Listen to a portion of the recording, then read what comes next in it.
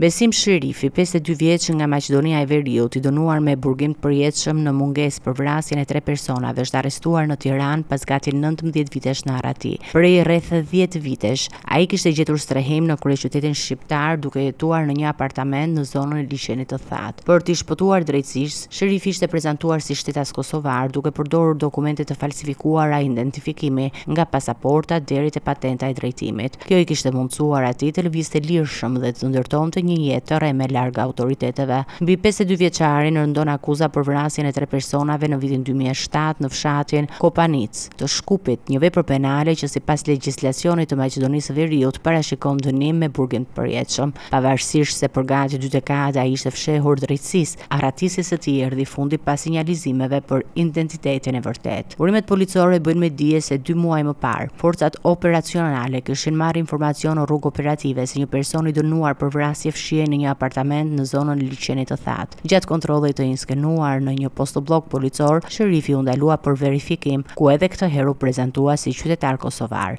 Megjithatë, pas marrjes së shenjave të gishtave dhe shkëmbimit të informacionit me autoritetet e Maqedonisë së Veriut, u konfirmua identiteti i tij i vërtet. 52 vjeçari u arrestua menjëherë me qëllim ekstradimin drejt Shkupit, ku do të përballet me dënimin e dhënë ndaj tij për krimin e rënd. Policia shqiptare dhe ajo maqedonase vijojnë bashkëpunimin për finalizimin e procedurave të ekstradimit dhe dokumentin e plotë të veprimtarisë së tij gjatë viteve të qëndrimit në Shqipëri.